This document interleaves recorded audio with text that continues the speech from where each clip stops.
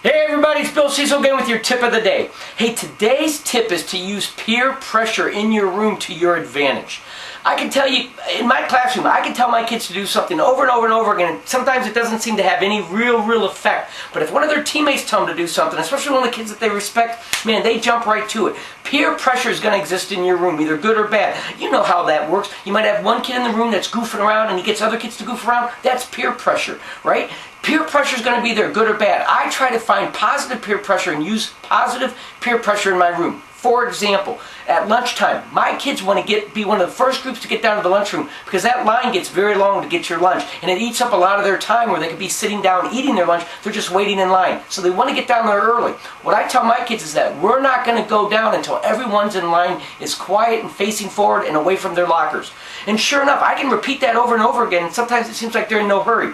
But if some of the other kids start saying, "Come on, I want to get to lunch, let's go. Hey, turn around, let's get quiet, we want to get to lunch," they seem to respond real quickly.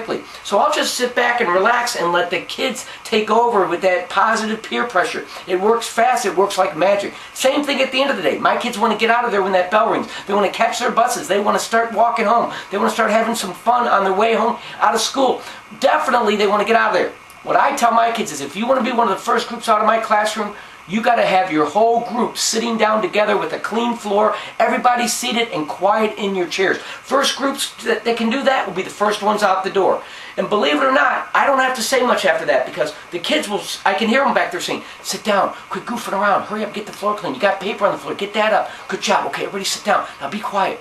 They're working for me. Positive peer pressure. Use it to your advantage. There's lots of times during the day where you can use that to your advantage, especially if you have your kids working towards incentives, especially incentives wrapped around like behavior in your room. I tell my kids, hey, it's going to take everybody working together. If we're too noisy and I have to keep talking about the noise level, if I have to bring it up one more time, we're going to stop this activity and we're going to go back and do something else. Especially if it's a fun activity they don't want to stop or a project they're working on.